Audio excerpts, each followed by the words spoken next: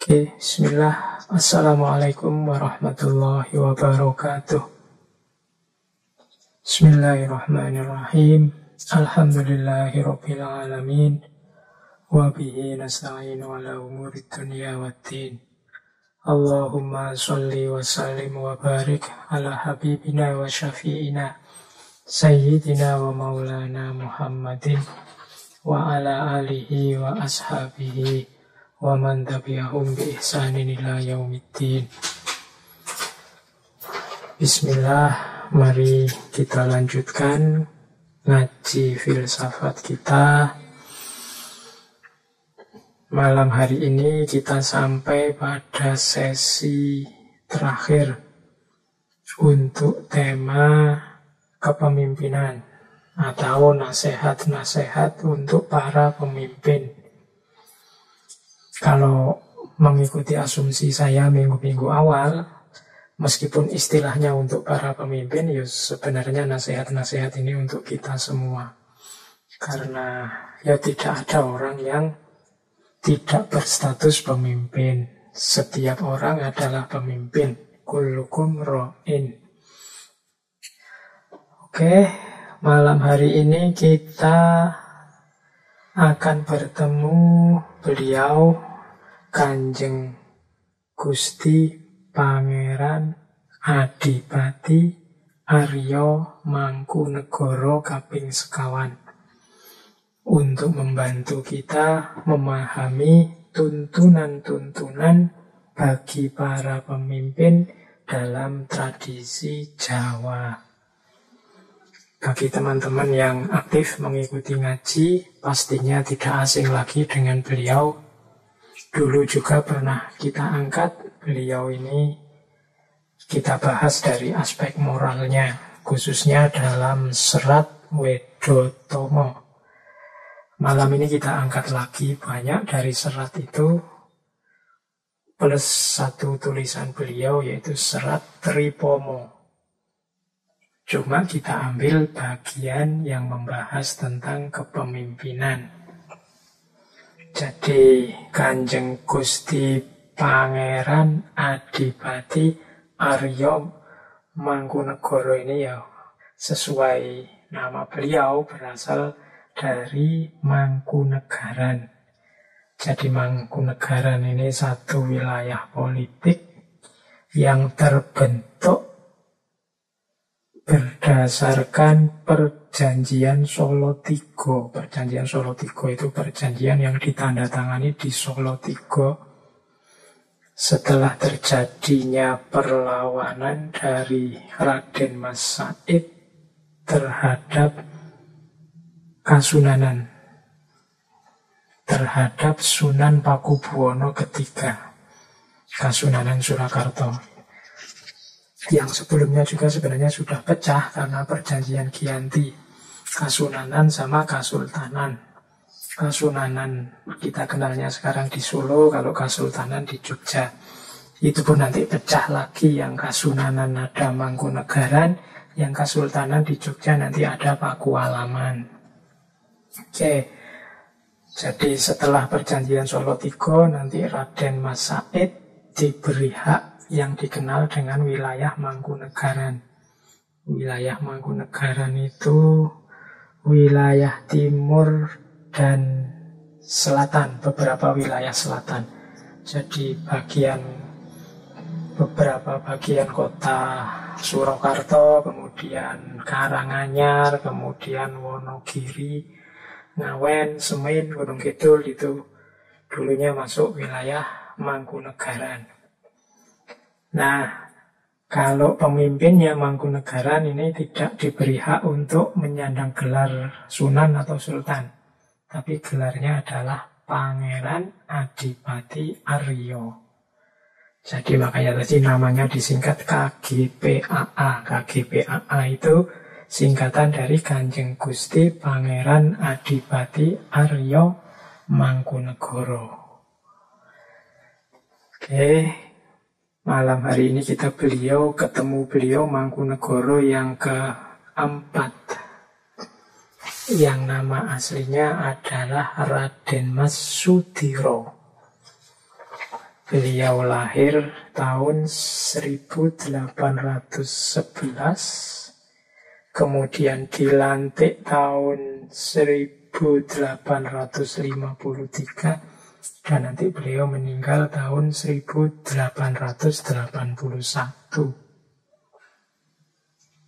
Ibunya, ibu beliau itu adalah putri dari Mangkunegoro yang kedua. Jadi berarti beliau ini cucunya Mangkunegoro kedua.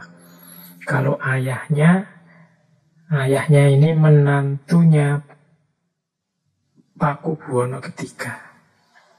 Jadi putra dari menantu Pakubuwono yang ketiga. Jadi beliau masuk cicitnya Pakubuwono. Dan nanti beliau ini sejak kecil diasuh oleh kakeknya, yaitu Mangkunegoro kedua. Selain seorang raja, adipati, beliau ini juga seorang pujangga. Banyak nulis kitab, banyak nulis serat. Kalau dihitung zaman beliau, dari istana banyak lahir kitab-kitab, buku-buku berkualitas. Ada yang mencatat sekitar 42 naskah, termasuk Wedotomo dan beberapa komposisi gamelan-gamelan. Oke, malam hari ini kita akan menengok sebagian besar dari serat Wedotomo. Meskipun nanti mungkin saya awali beberapa tentang falsafah kepemimpinan Jawa sebelum membuka kitab Wedotomonya. Baik, itu saja sedikit pengantar teman-teman, biar tidak terlalu panjang lebar pengantarnya. Kita mulai ya, kita awali kepemimpinan dan pemimpin dalam tradisi filsafat Jawa, dan nanti apa nasihat-nasihat yang bisa diambil, yang bisa kita ambil hikmah, kita ambil manfaatnya. Oke, silahkan kalau mau ada yang menyiapkan apa-apa dulu sebelum kita mulai. Kalau ada yang mau minum, mau selonjoran, mau plesetan, monggo. Bismillah, kita mulai.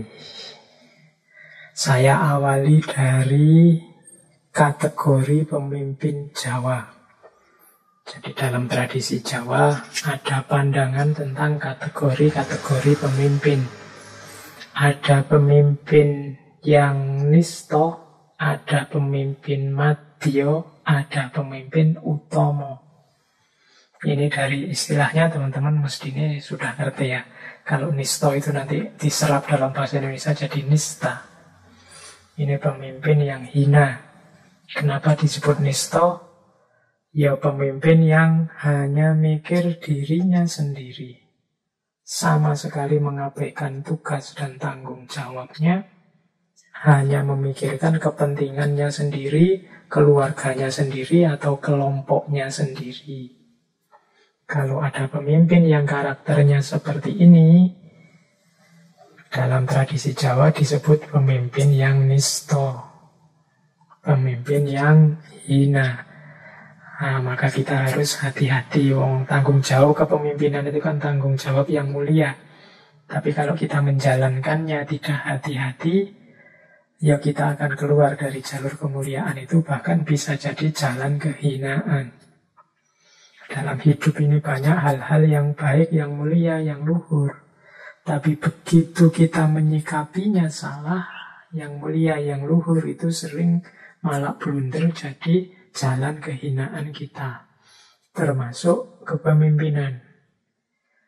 Naik satu level, ada pemimpin kelas madya. Pemimpin kelas madya ini ya pemimpin yang sebenarnya sudah amanah. Dia menjalankan tugas-tugas kewajiban sebagaimana yang harus dia jalankan. Jadi kalau dia harus melakukan A, ya A sudah dia lakukan. Setelah itu baru dia menuntut haknya. Jadi orang di level madya ini tanggung jawab dia laksanakan, ya terus haknya dia tuntut. Hak itu yo kalau hari ini mungkin urusannya sama gaji, urusannya sama imbalan. Kalau dulu mungkin tidak sekedar gaji, mungkin kalau raja ya punya hak apa, punya hak ini, punya hak itu. Itu pemimpin level madya. Kewajiban dijalankan, hak juga dia ambil, dia tuntut. Tidak ada salahnya, wong itu memang haknya. Cuma kategorinya kategori madya. Madya itu ya biasa, secukupnya. Tidak istimewa tapi cukup.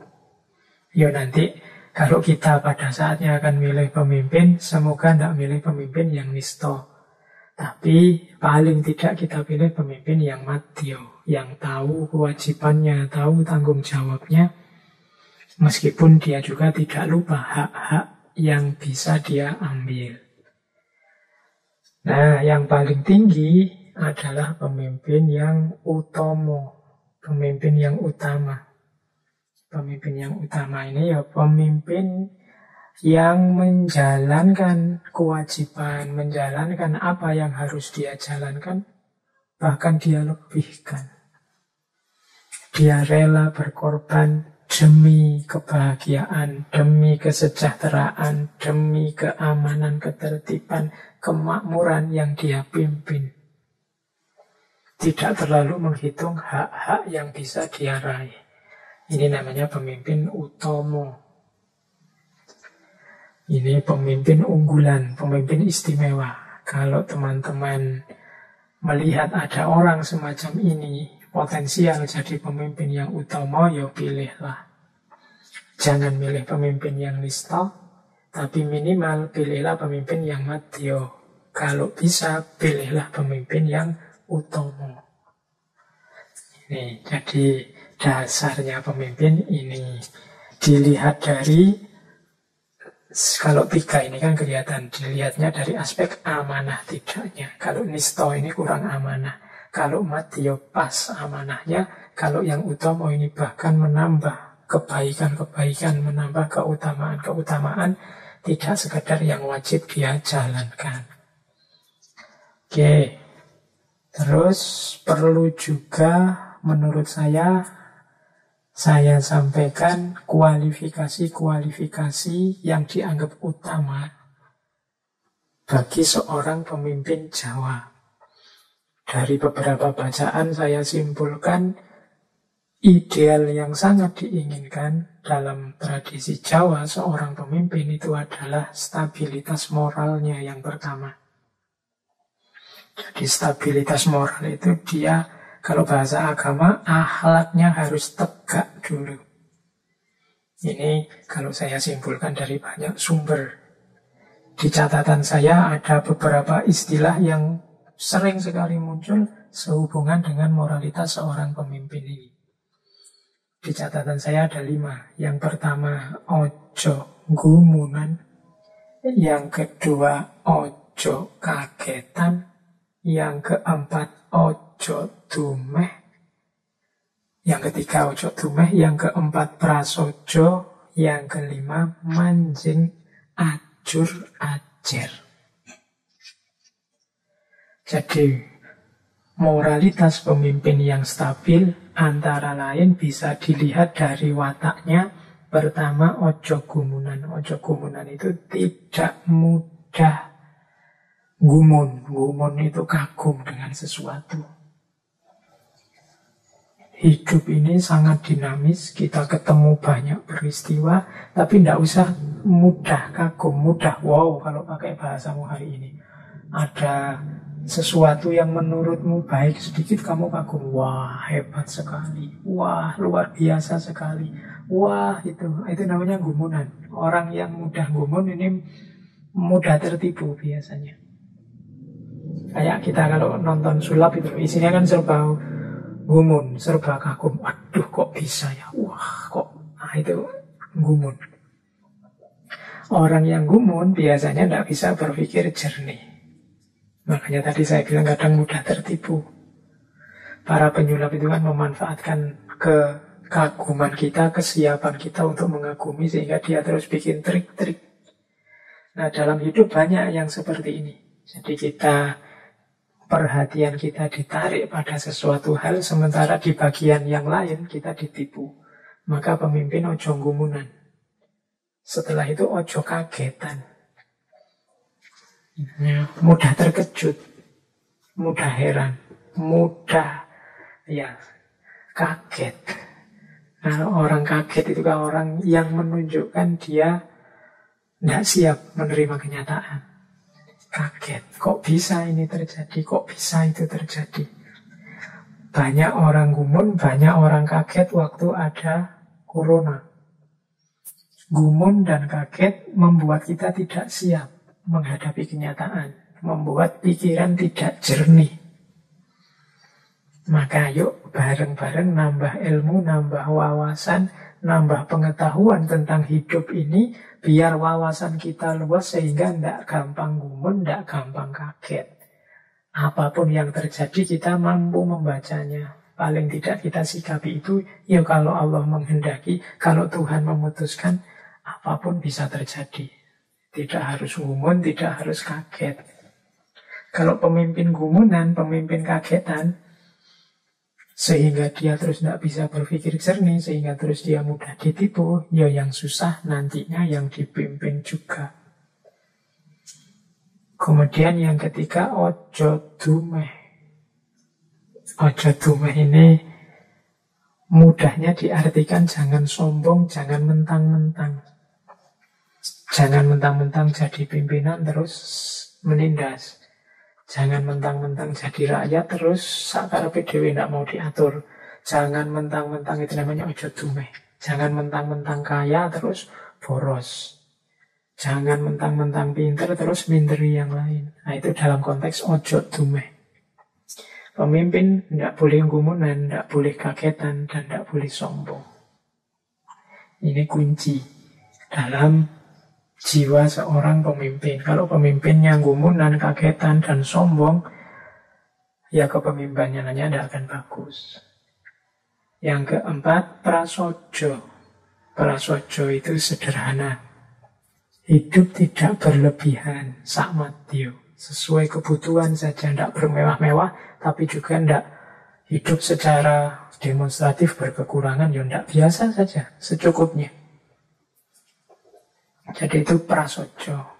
Makanya orang yang hidupnya prasojo itu kan kadang kita pakai istilah hidup yang bersahaja. Bersahaja itu ya tidak kelihatan sengsara tapi juga tidak bermewah-mewah. Secukupnya saja, biasa saja. Itu prasojo. Ini termasuk keutamaan dalam dunia Jawa. Kemudian yang kelima, manjing ajur ajer.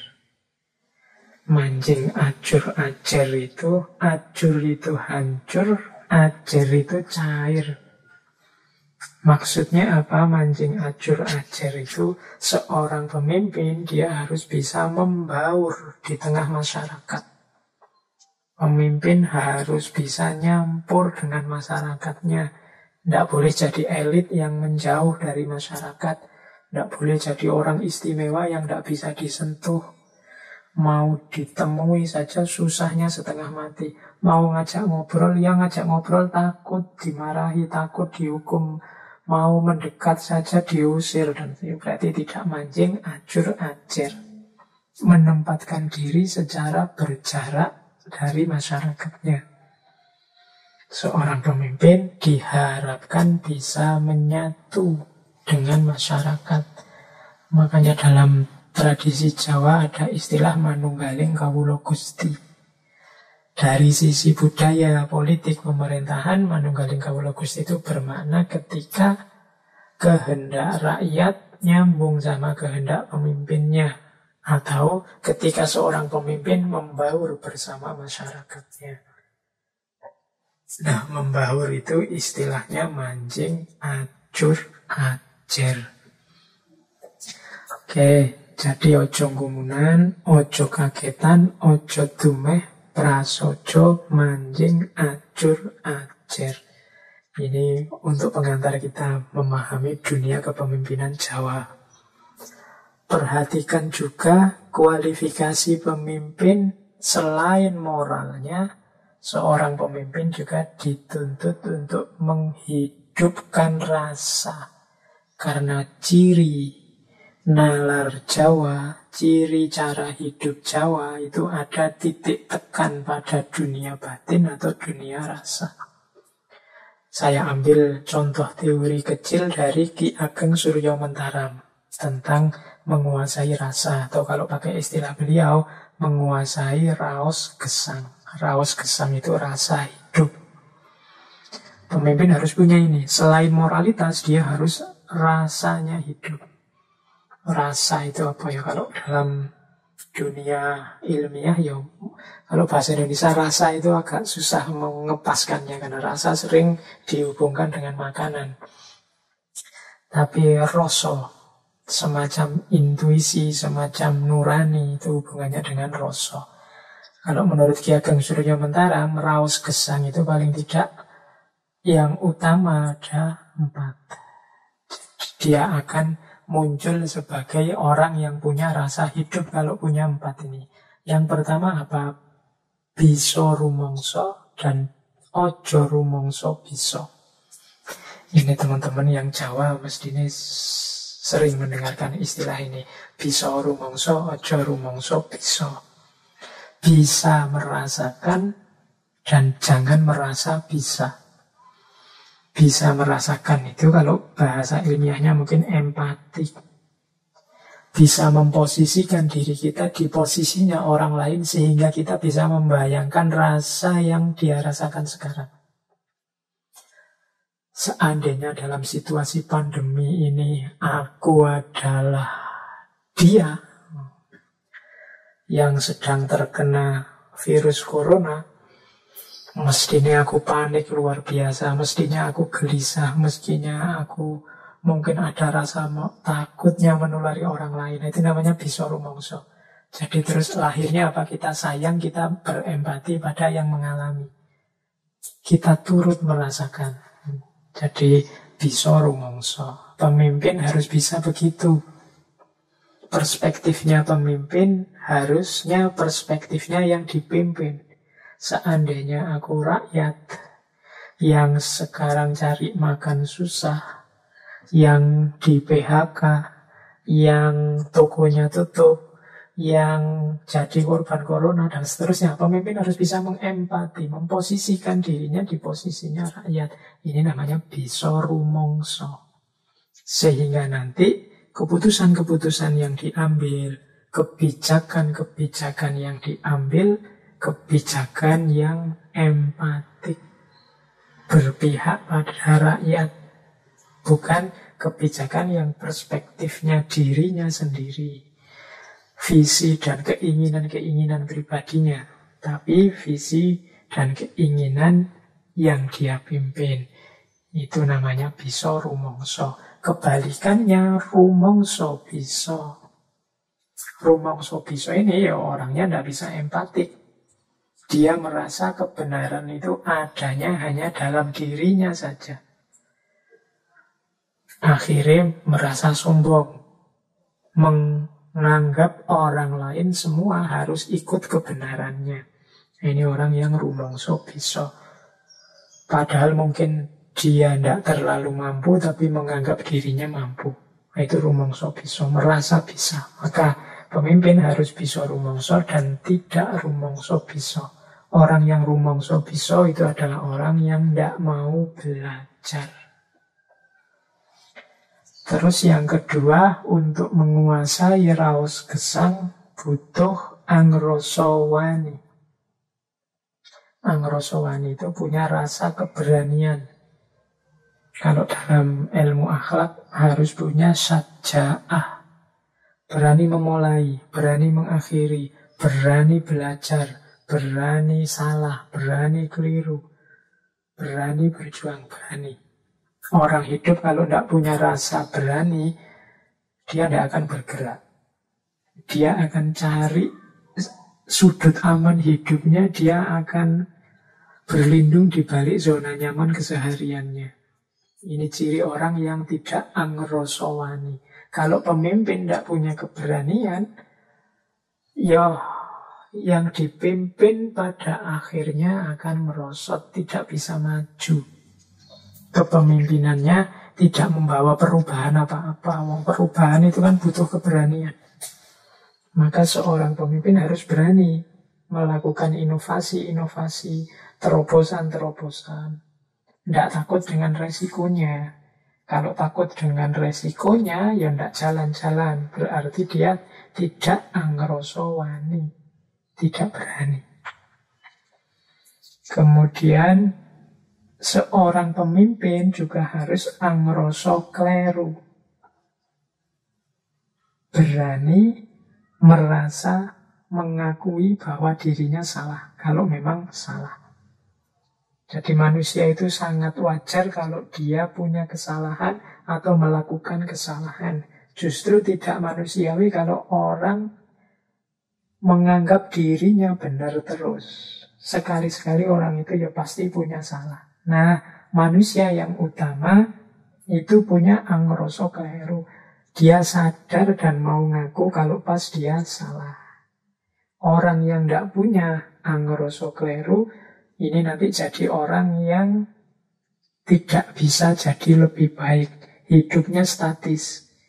Hidup kita itu jadi lebih baik kan ketika yang salah-salah kita luruskan, yang salah-salah kita benarkan. Cuma kalau tidak mau ngaku salah, ya tidak akan berkembang, mandek. Jadi angroso wani sama angroso kleru itu rasa yang harus hidup dalam diri kita, karena kalau tidak kita tidak akan jadi lebih baik. Dan yang keempat, bener tur bener. Nah, jadi untuk menghidupkan raos gesang, ya kita harus ada di ranah kebenaran dan kebenaran. Jadi dalam budaya Jawa ada beda antara benar dan benar. Benar itu kebenaran yang diterapkan pas dalam ruang dan waktunya. Konteksnya sesuai. Kadang-kadang ada kebenaran tapi tidak kebenaran. Benar tapi tidak benar. Sering saya ilustrasikan kan, benar tapi tidak benar. Misalnya kamu punya teman kurus, terus mau panggil halo cungkring, apa dulu saya ada itu manggilnya halo triplek atau apa. Nah itu berarti, loh kamu benar ngomong, dia kurus, kamu anggap dia kayak triplek, tapi tidak benar. Membuat dia sakit hati. Jadi kebenaran harus diungkapkan secara benar dengan jalan yang benar pada ruang, waktu, dan situasi yang benar. Baru dia disebut benar. Oke, kalau teman-teman mengikuti diskusi kadang-kadang di TV-TV, itu banyak orang bertukar kebenaran. Bertukar kebenaran itu ini ngomong A, ini ngomong B. Kedengarannya beda-beda. Tapi kok kadang-kadang kita bingung, ini kok benar semua sih? Ya, kalau diukur dari benar mungkin ya bisa benar semua. Tapi benar beda lagi. Benar itu pas enggak dia kalau digunakan? Cocok enggak untuk situasinya? Itu namanya benar. Nah ini kok kualifikasi pemimpin. Selain moralitasnya harus tegak, dia tidak boleh jadi kayak batu, rasanya harus hidup. Menguasai raos gesang. Oke, saya bawa masih ada yang saya bawa ini. Untuk perkenalan saja, mungkin kapan-kapan kita bahas lebih detail jalan kepemimpinan yang saya ambil dari Serat Romo Jarwo, karya Raden Ngabayi Yosodipuro, yang dikenal sebagai Astobroto. Astobroto ini sebenarnya mengambil dari kisah Ramayana yang ditulis oleh Resi Walmiki. Jadi Astobroto ini nasihatnya Rama kepada adiknya Bharata sewaktu mau meninggalkan kerajaan Ngayudya.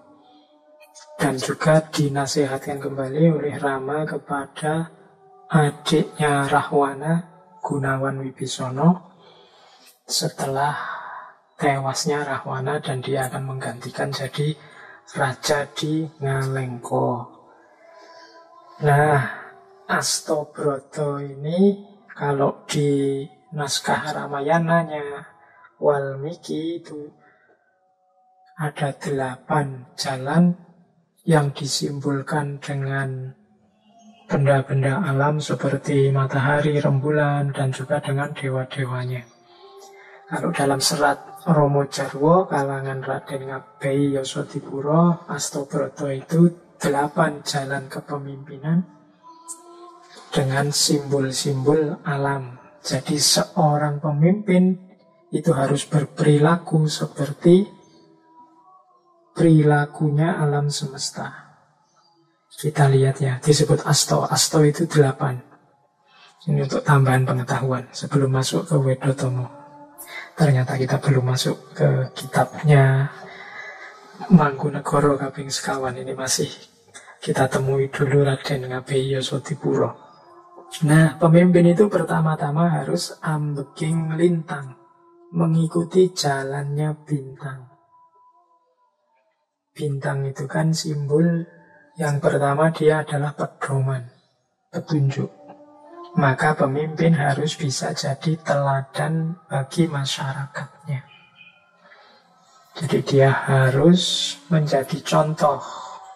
Orang, masyarakat, kalau ingin cari pedoman, cari contoh ideal, harus melihat pemimpinnya. Maka pemimpin harus bisa jadi teladan. Ini namanya jalan bintang, ambeking lintang. Kemudian ambeking suryo. Seorang pemimpin harus menempuh jalannya matahari.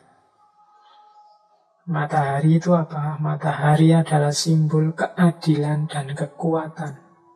Matahari itu memberikan energinya, memberikan kekuatannya kepada kita, sekaligus adil. Matahari tidak milih-milih siapa yang diberi cahaya, siapa yang tidak. Semuanya diberi. Kalau ada yang tidak kebagian cahaya, mungkin karena memang dia sendiri menutupi dirinya atau ketutup apa sehingga cahayanya tidak nyampe. Pemimpin harus berusaha menjalani lakunya matahari, adil dan memberi kekuatan. Kemudian seorang pemimpin juga harus ambeking rembulan. Jadi mengikuti jalannya rembulan. Apa sih rembulan itu? Rembulan adalah simbol penerangan dalam kegelapan. Jadi pemimpin punya tugas untuk menerangi masyarakatnya, mencerdaskan masyarakatnya, mencerahkan masyarakatnya. Nah, ini laku dari simbol rembulan. Kemudian pemimpin juga harus menjalani lakunya angin. Ambeking angin. Apa maksudnya? Pemimpin harus memberi solusi dan memberi kesejukan kepada rakyatnya. Sebagaimana yang dilakukan angin. Angin itu kan memberi kesejukan, memberi kedingin kan angin itu kalau menerpa kita. Jadi simbol sejuk dan solusi. Solusi itu berarti jalan keluar. Angin itu kan susah ditangkap, susah dicegah. Lubang sedikit saja dia bisa keluar. Nah, ini simbol dari pemimpin harus mampu mencari solusi. Tidak boleh menyerah, tidak boleh mengeluh saja. Nah, terus pemimpin harus juga menempuh jalannya mendung. Ambeking mendung. Mendung itu berwibawa tapi tidak menakutkan. Nanti mendung juga akan berubah jadi hujan dan memberi anugerah yang menyenangkan. Maka seorang pemimpin harus punya wibawa. Meskipun tidak melahirkan rasa takut, tapi melahirkan rasa hormat. Dan juga nantinya dia akan memberikan anugerah kepada semuanya secara merata. Kalau mendung kan melalui hujan. Terus pemimpin juga harus menempuh jalan api, ambeking geni. Apa maksudnya? Mampu memberantas kejahatan, mampu menegakkan hukum. Itulah api. Kalau salah ya dibasmi. Kalau menyusahkan ya disingkirkan. Nah, itu jalannya api, ambeking geni. Pemimpin juga harus ambeking banyu atau ambeking samudra. Simbol dari keluasan, kesabaran, dan kesiapan menampung segala hal. Jadi pemimpin harus bisa ngomong semua rakyatnya, menampung berbagai permasalahan rakyatnya. Sebagaimana laut, dia akan jadi muara terakhirnya semua aliran air, sungai-sungai, semuanya ke sana. Dan dia siap menampung apapun yang datang, apapun yang hadir. Dia luas, tangguh, dan sabar. Nah, itu simbol samudra atau air. Dan pemimpin harus juga menempuh jalan bumi, ambeking bumi. Apa yang dimaksud bumi? Dia kuat, tangguh, meskipun diinjak-injak, meskipun manusia angkara murka di atasnya, dia sanggup menanggung, plus dia memberikan selalu kesejahteraan pada orang-orang yang ada di atasnya. Itu bumi. Jadi kuat, tangguh, dan memberikan kesejahteraan. Jadi dalam Astobroto ini, pemimpin harus bisa seperti bintang, seperti matahari, seperti rembulan, seperti angin, seperti mendung, seperti api, seperti air atau samudra, dan juga seperti bumi. Dengan segala karakternya masing-masing. Inilah Astobroto.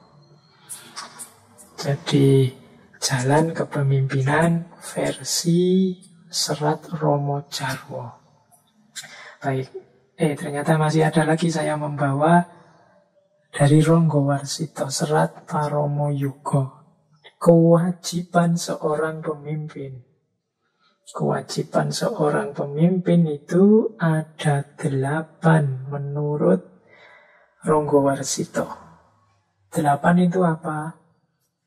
Hanguripi, hangrungkepi, hangruat, hanoto, hamengkoni, hangayomi, hangurupi, hamemayu.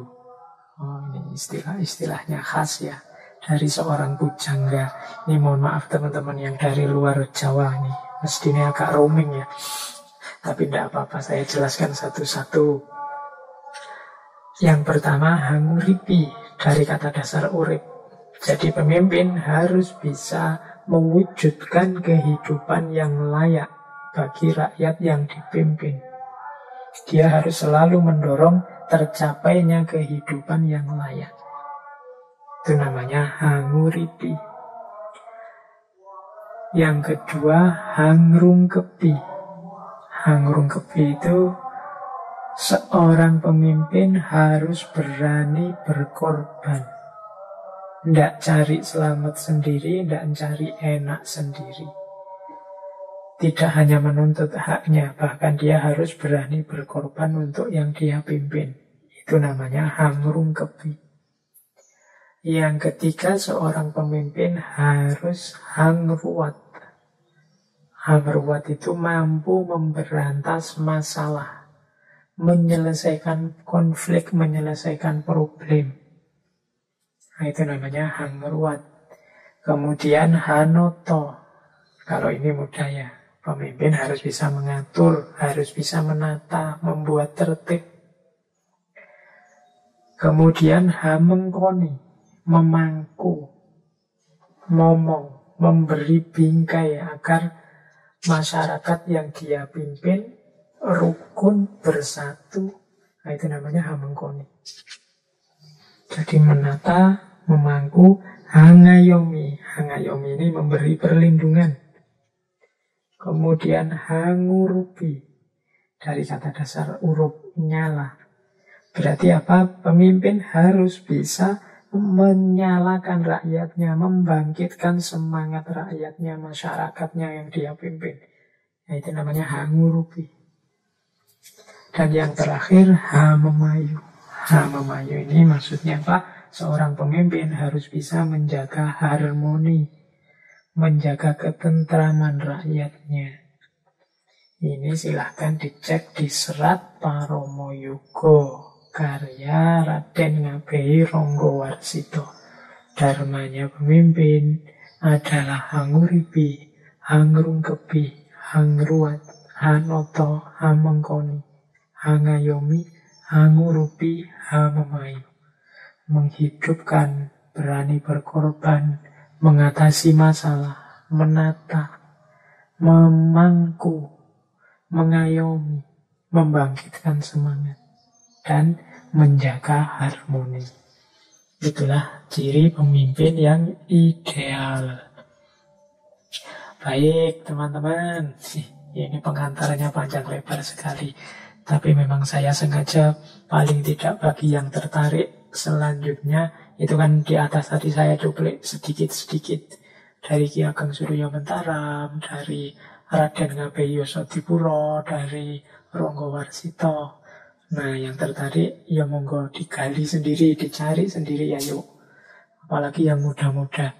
Jangan sampai khazanah-khazanah lama yang luar biasa seperti ini terlewatkan oleh kita. Kalau terlewatkan di era kita, pasti anak cucu kita tidak sekedar terlewatkan, tapi hilang. Kalau hilang eman-eman. Atau tidak hilang sih, cuma tinggal catatan-catatan. Jadi museum saja. Kita belajar kemana-mana, tapi melupakan khazanah sendiri. Makanya sering orang itu kalau buka khazanah-khazanah lama itu kaget-kaget sendiri. Kok bagus ya, kok ada ya. Itu menunjukkan bahwa selama ini kita tidak terlalu peduli dengan khazanah-khazanah keutamaan semacam ini. Oke, sekarang kita buka tema utama kita, yaitu dari Serat Wedotomo, karya Kanjeng Gusti Pangeran Adipati Aryo Mangkunegoro kaping sekawan. Jadi Serat Wedotomo ini isinya moral pendidikan dengan beberapa aksentuasi ajaran Islam di dalamnya. Kemudian terdiri dari sekitar 100 bait atau 100 pupuh yang terbagi dalam 5 lagu, yaitu Pangkur, Sinom, Pucung, Gambuh, dan Kinanti. Isinya serat ini ya sebagian besar falsafah hidup. Kalau dari sisi isinya sebenarnya ini dimaksudkan oleh Mangkunegoro kaping sekawan untuk menasehati putra-putri beliau. Anak-anak muda yang akan melanjutkan estafet kepemimpinannya. Jadi kalau mau jujur sebenarnya ya Serat Wedotomo itu ya semuanya ajaran untuk seorang pemimpin atau calon pemimpin. Oke, cuma ya malam hari ini tidak mungkin kita buka semua. Saya ringkas-ringkas, kemudian saya kutip sedikit-sedikit. Paling tidak sudah kelihatan yang diinginkan. Lebih detailnya lagi teman-teman yang mendalami. Pokoknya rumusnya itu ngaji kita ini, karena tidak mungkin kita ngaji detail satu-satu, setiap tema satu. Nanti bisa-bisa satu kitab kita setengah tahun sendiri. Jadi sengaja biar teman-teman tidak bosan kan saya selalu nyobek sedikit-sedikit. Kalau sudah tertarik silahkan didalami. Karena sudah tertarik kan biasanya lebih nyaman, lebih enak mendalaminya. Baik, dari Serat Wedotomo kita buka. Saya ringkaskan dulu tentang etikanya. Ini berarti etika untuk seorang pemimpin. Yang pertama, eling lan waspada. Eling itu ingat, waspada itu hati-hati. Ini hampir ada di semua karya moral para pujangga Jawa lama. Istilah eling lan waspada ini. Jadi, kalau mau diterjemahkan secara lebih bebas, eling itu biasanya arahnya vertikal, kepada Tuhan, kepada Allah, kepada penguasa sejati. Jangan lupa bahwa Dia selalu hadir, selalu menemani kita. Dan waspada. Waspada itu kesadaran akan sekeliling kita. Kalau eling itu vertikal, kalau waspada itu horizontal. Waspada itu bisa berhubungan dengan alam, bisa berhubungan dengan sesama manusia, dengan teman, dengan lingkungan sekeliling, itu waspada. Selalu bacalah, pahamilah, nah itu untuk lingkungan sekeliling. Kalau yang ke atas itu eling. Eling itu selalu zikir, selalu ingat akan kehadiran Allah. Pemimpin yang selamat adalah pemimpin yang eling lan waspada. Kepada Tuhan dia ingat, kepada sesama dan sekitar dia waspada. Oke, terus yang kedua, Kenapa orang harus eling lan waspada? Karena jangan sampai orang itu atetombo yen wis bucik. Atetombo yen wis bucik itu berobat kalau sudah terluka. Jadi orang yang tidak eling dan tidak waspada itu mudah jatuh, mudah terluka. Mungkin dibohongi orang, mungkin jatuh karena polanya sendiri, mungkin diprank orang macam-macam. Nah, atetombo yen wis bucik. Kalau kita ndak eling dan waspada, ya kemungkinan kita bolak-balik jatuh. Kalau bolak-balik jatuh kan kita terus berobat. Kalau sudah begini ya, meskipun orang punya pengetahuan, katanya Mangkunegoro kaping sekawan, ndak ada gunanya. Jadilah orang yang selalu eling wang waspada, jangan sampai atetombo yen wis bucik. Orang yang tidak eling, tidak waspada akan sering jatuh, sering kecewa, sering tertipu. Sesudah itu dia harus mencari obatnya, dia harus mencari penawarnya, dia harus bangkit lagi. Ini kan seperti orang buang-buang waktu. Mbok sudah sejak awal eling lan waspada. Hati-hati dan waspada. Ingatlah kepada yang di atas dan waspada terhadap apa yang berjalan terjadi di sekitar. Sehingga tidak salah langkah, tidak salah mengambil kebijakan. Tentu saja kuncinya bisa eling dan waspada itu ya cuma satu, yaitu ilmu.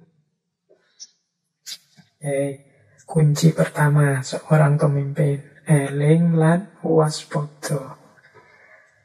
Yang kedua, etika pemimpin itu auyo mematuh nalutuh. Jadi hindarilah sifat-sifat angkara dan perbuatan nista. Ini pasti ya. Seorang pemimpin harus menyingkiri segala sifat angkara murka dan perilaku-perilaku yang rendah, perilaku-perilaku yang nista. Di bait yang sama dijelaskan apa sih angkara itu antara lain. Ini antara lain ya. Karepe kareme anguwus-uwus, uwus setan ono, mung janjine muring-muring. Jadi sukanya mencaci maki, isinya tidak ada, bisanya cuma marah-marah. Jadi begitu tidak cocok marah, begitu tidak cocok marah. Siapa saja dimarahi kalau tidak sesuai dengan keinginannya. Nah itu namanya sifat angkoro. Tidak jelas ini marah karena apa, tujuannya apa, isinya apa, solusinya bagaimana, tidak jelas. Yang penting marah karena tidak cocok sama keinginannya. Nah, ini termasuk sifat angkara. Pemimpin tidak boleh punya sifat angkara dan juga perbuatannya nista. Selain eling yang waspada, hindari sifat-sifat angkara murka dan juga perbuatan nisto. Itu yang kedua. Yang ketiga,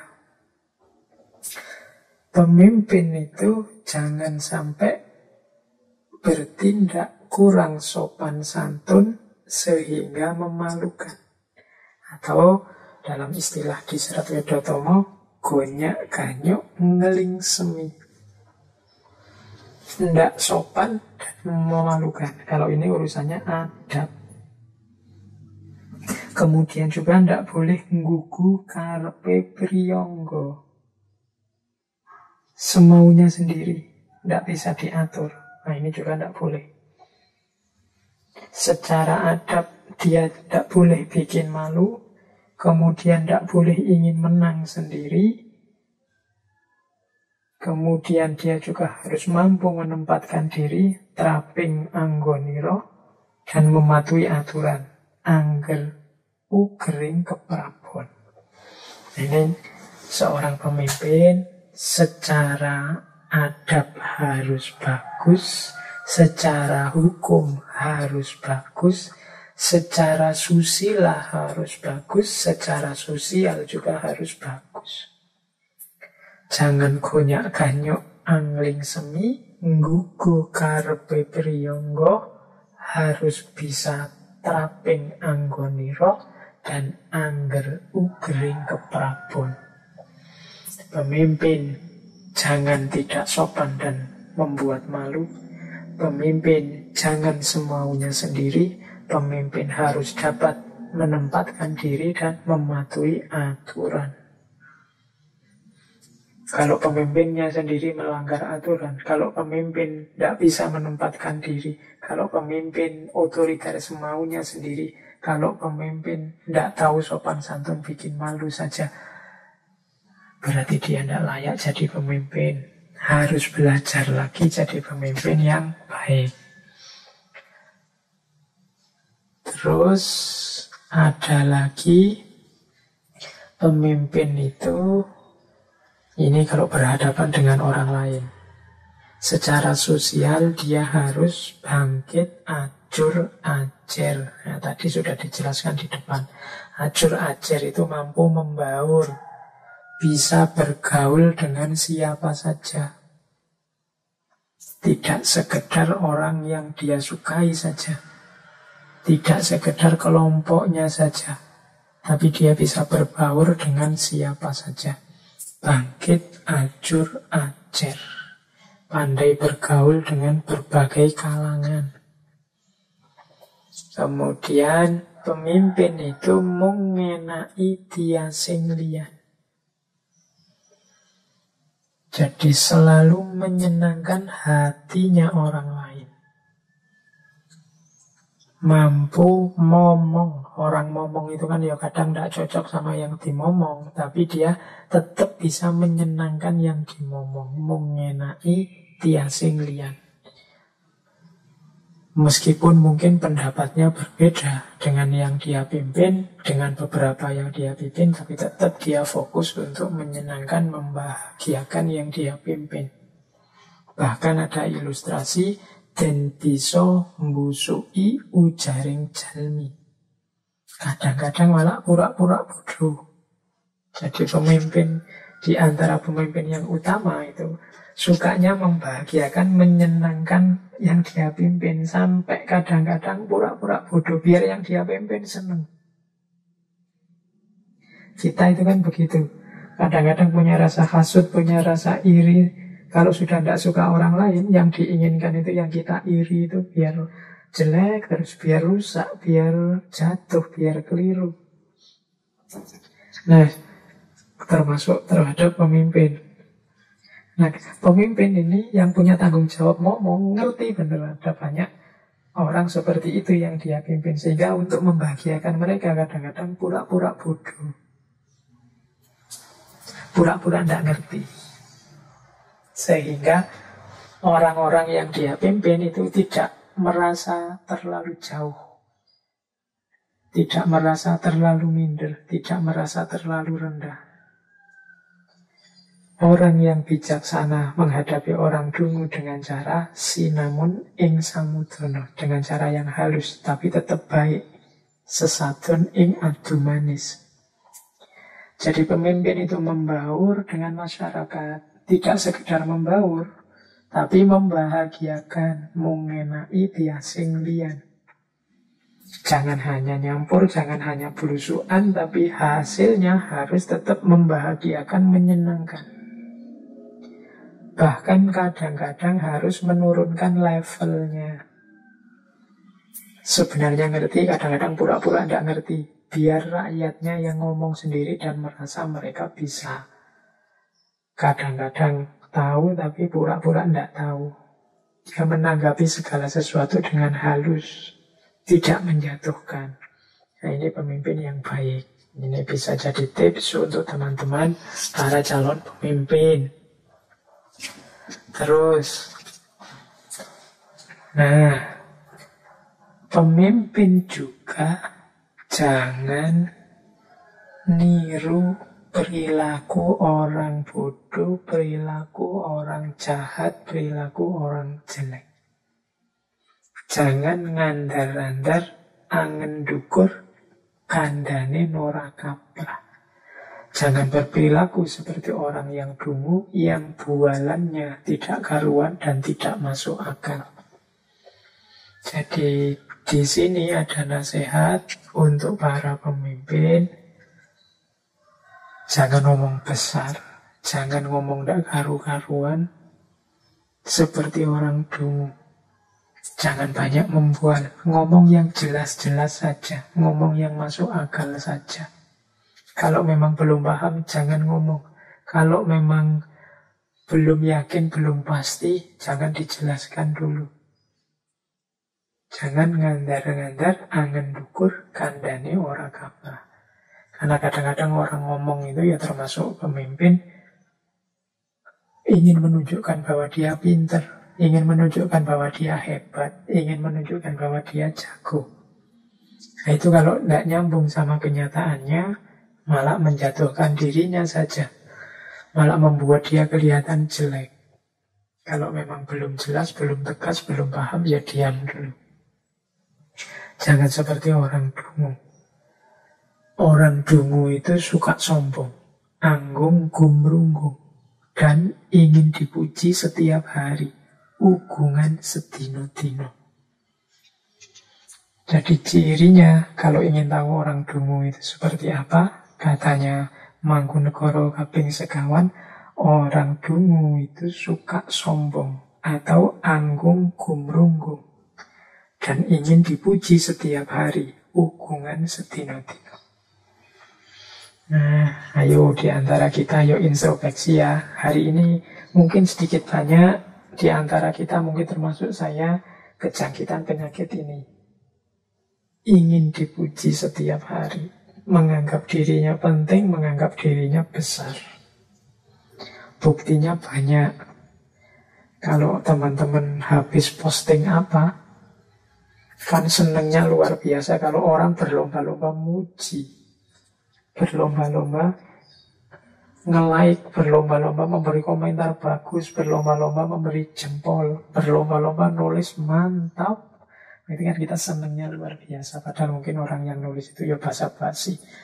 Temanmu yang memuji kamu mantap itu ya cuma copy paste dari emoticon mantap yang lain. Tidak sungguh-sungguh ingin muji, tapi kita sudah terlanjur merasa besar, merasa penting. Ugungan sedino-dino kita hari ini, budaya kita, budaya online, budaya medsos kita adalah budaya yang ingin dipuji sehari-hari. Tiap hari kita ngejar viral demi viral. Dan buktinya viral adalah banyak orang nge-share, banyak orang jempol, banyak orang like. Sehingga kalau ada satu orang saja mengkritik, kita gelisahnya luar biasa.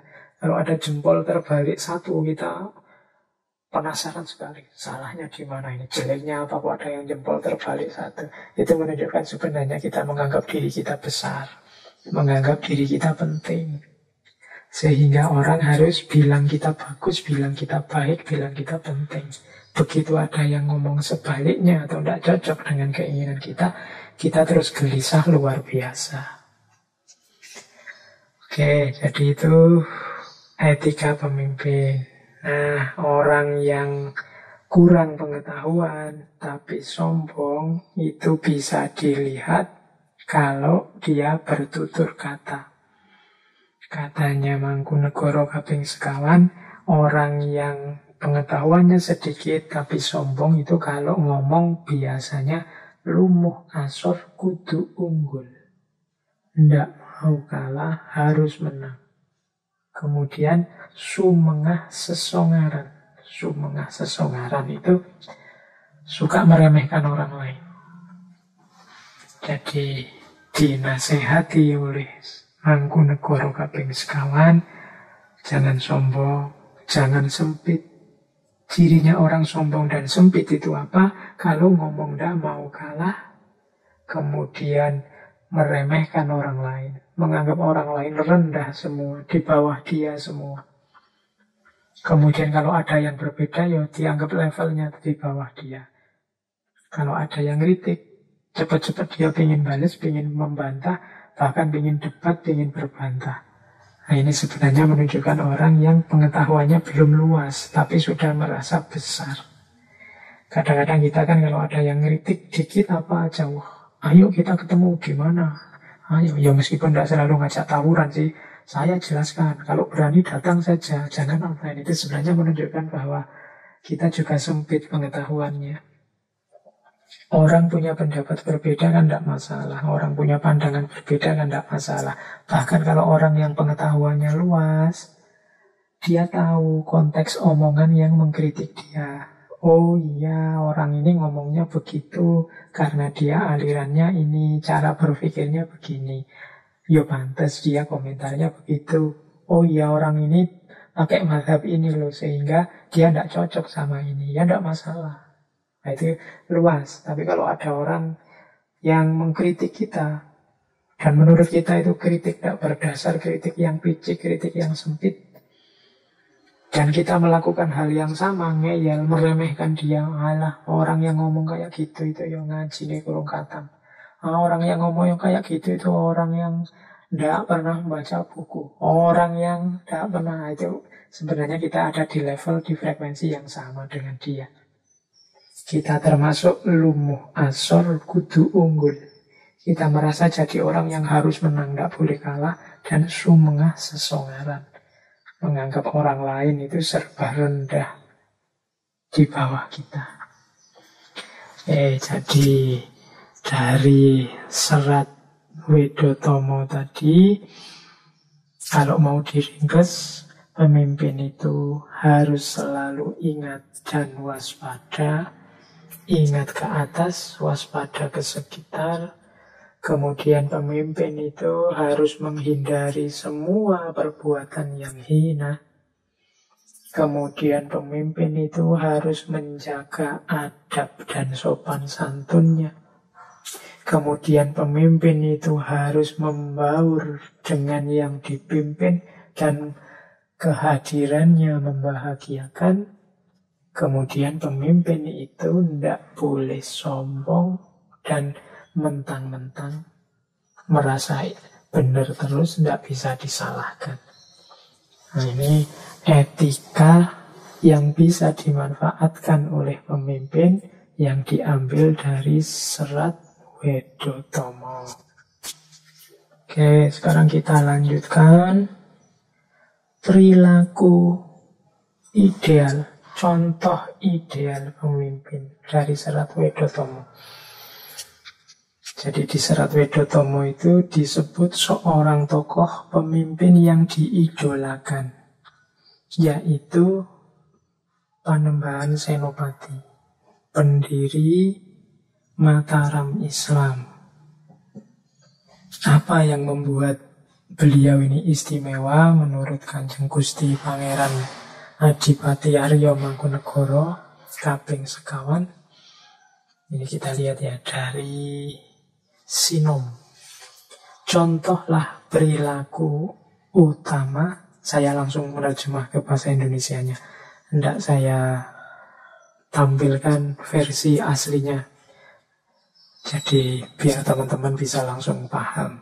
Yang tertarik, ini sebenarnya formatnya format tembang. Jadi bisa dilakukan. Tapi kita bawa maknanya saja, artinya saja dalam bahasa Indonesia. Jadi contohlah perilaku utama bagi manusia Nusantara. Orang besar dari Ngeksikondo. Ngeksikondo itu Mataram. Panembahan Senopati yang tekun mengurangi hawa nafsu dengan jalan prihatin. Serta siang malam selalu berkarya membuat hati tentram bagi sesama. Pemimpin ideal itu pemimpin yang pertama-tama tekun. Berarti dia serius menjalankan kewajibannya sebagai pemimpin. Tidak itu saja, dia juga melakukan tirakat, mengurangi hawa nafsu dengan jalan prihatin. Aspek lahiriahnya serius bekerja, menjalani kewajibannya sebagai pemimpin, aspek batinnya dia serius melakukan laku prihatin atau tirakat. Siang malam selalu berkarya. Kalau kita punya pemimpin yang semacam ini, akan membuat hati tentram, nyaman. Pemimpin yang serius, tekun bekerja, sekaligus pemimpin yang mampu mengelola dirinya dengan laku prihatin, mengontrol hawa nafsu. Dan ini tampak pada Panembahan Senopati. Jadi Panembahan Senopati ini kan terkenal suka tirakatan sejak muda. Dan dia akhirnya sukses mendirikan Mataram Islam. Kerajaan Islam yang besar, yang bahkan mungkin nyalip pendahulunya yaitu Pajang. Meskipun beliau ini aslinya kan anak angkatnya Sultan Hadiwijoyo dari Pajang. Tapi karena lakunya yang luar biasa, sehingga dia sukses dan dapat kepercayaan dari rakyat. Setelah membuka alas Mentawok, kemudian mampu membangun secara luar biasa Nyaingi Pajang, sehingga nanti berdirilah Mataram Islam. Terus, apalagi karakter seorang Panembahan Senopati dalam setiap pergaulan membangun sikap tahu diri. Setiap ada kesempatan di saat waktu longgar mengembara untuk bertapa, menggapai cita-cita hati hanyut dalam keheningan kalbu. Senantiasa menjaga hati untuk prihatin, dengan tekad kuat membatasi makan dan tidur. Jadi pemimpin, kalau versinya Sedat Wedotomo, yang utama itu punya beberapa karakter. Yang pertama, kalau bergaul, bertemu siapa saja, sikap yang dikedepankan adalah tahu diri. Demi menjaga harga diri, ifah atau muru'ah kalau dalam bahasanya ilmu akhlak. Jadi bisa menempatkan diri di hadapan orang lain. Ia tidak terlalu minder, juga tidak sombong, selalu sikapnya pas. Tidak merendah-rendahkan dirinya, juga tidak membesar-besarkan dirinya. Itu namanya tahu diri, ngerti posisiku di mana. Orang yang tahu diri ini enak dalam bergaul. Oh, kalian kalau bergaul dengan teman yang tahu diri itu kan enak. Tidak perlu diingatkan. Tidak perlu sering-sering ditegur. Dia ngerti sendiri apa yang boleh, apa yang tidak boleh. Apa tanggung jawabnya dalam pertemanan. Kemudian, begitu ada waktu longgar, bertapa. Kalau ini Panembahan Senopati ya. Kalau kita mungkin istirahat di level kita. Kalau beliau mungkin nyepi, uzlah, membersihkan hati, menjernihkan kalbu. Kalau kita versi kita lah, monggo teman-teman semampunya. Jangan ada waktu longgar yang sia-sia. Apalagi ini mumpung era pandemi yang kita dilarang sering-sering keluar. Ayo uzlah, ayo semedi, mengheningkan cipta kita sendiri-sendiri, menjernihkan kalbu kita masing-masing dengan jalan yang kita tahu saja. Mungkin zikir, mungkin sholat, mungkin puasa. Ayo diperbanyak. Apalagi ini banyak orang yang bilang ini zaman-zaman banyak kesulitan, zaman-zaman harus prihatin. Mumpung memang zamannya prihatin, kita ayo prihatin beneran, ayo tirakat beneran. Kalau Panembahan Senopati membatasi makan, membatasi tidur. Ya kalau kita mungkin tidak se-ekstrim itulah level kita, level kalian ya saya tahu lah. Kalau disuruh terlalu dalam juga susah, membatasi makan tidur ya mungkin kalian berat, mengurangi mungkin bisa. Coba tidak terlalu banyak senang-senang. Agenda senang-senangnya dikurangi, agenda yang lebih serius diperbanyak. Agenda serius itu ya tidak cuma ngaji, ya tidak cuma wirid, ya tidak cuma ibadah. Bisa belajar, membaca, bisa aktivitas lain yang produktif. Kalau tidak ada sama sekali, boleh diisi dengan yang positif seperti ngaji atau yang lain. Tapi latihan, ayo latihan prihatin. Demi apa? Ya demi keberhasilan, demi kesuksesan kita, demi selesai keluar dari banyak masalah. Saya tidak tahu teman-teman ini merasa bahwa pandemi ini masalah kita, apa masalahnya pemerintah, apa masalahnya orang-orang besar. Pernah tidak kita serius berdoa, ya Allah semoga pandemi ini segera berakhir? Di luar doa-doa yang kita posting di medsos-medsos, serius kita menghadap pada Allah, melakukan tirakat, melakukan ibadah, mendekat pada Allah demi pandemi segera berakhir. Banyak orang di bidangnya masing-masing yang berkaitan sudah melakukan ikhtiar untuk selesainya pandemi ini.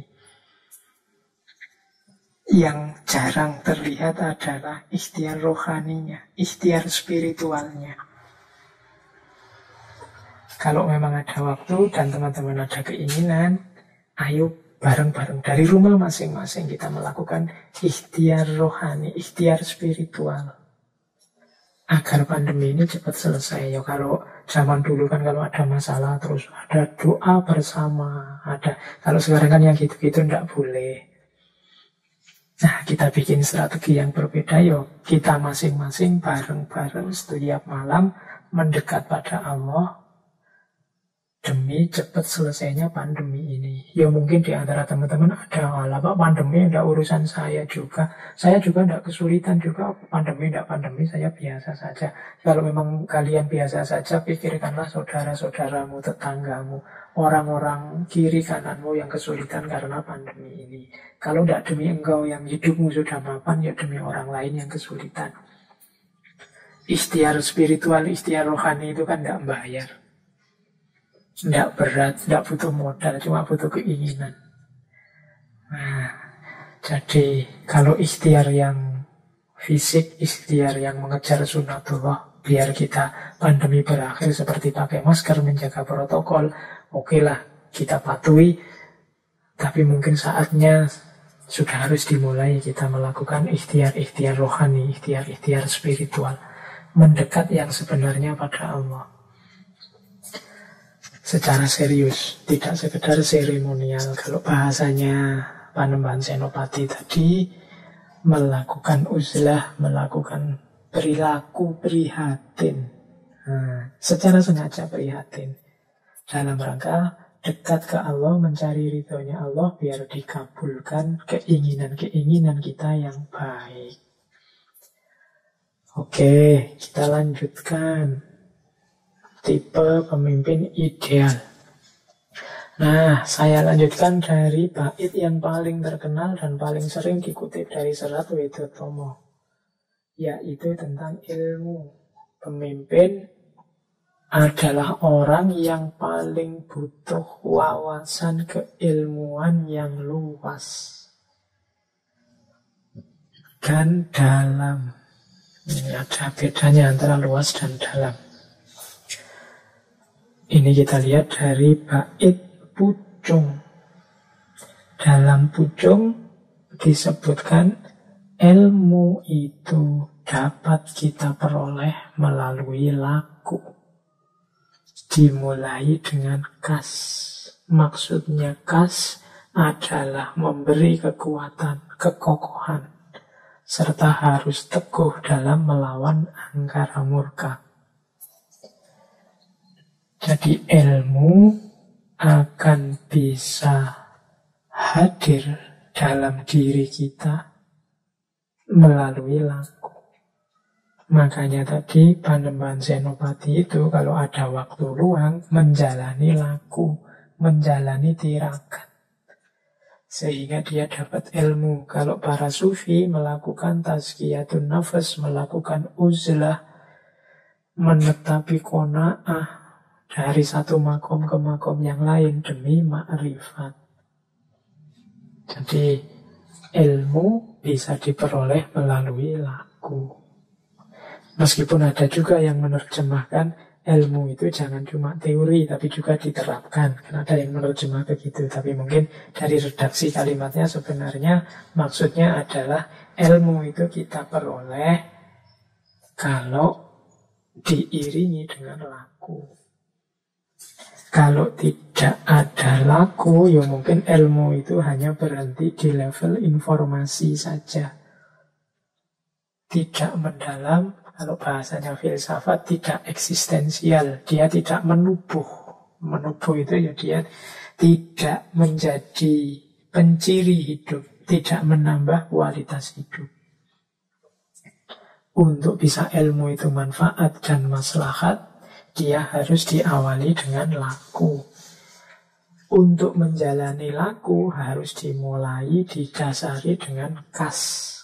Kas itu ada yang bilang ya ringkes dari kata akas. Akas itu kan serius, cepat, kemudian ingin segera melakukan, itu akas. Kalau di situ dijelaskan maksudnya kas adalah memberi kekuatan, memberi kekokohan, harus teguh dalam melawan angkara murka.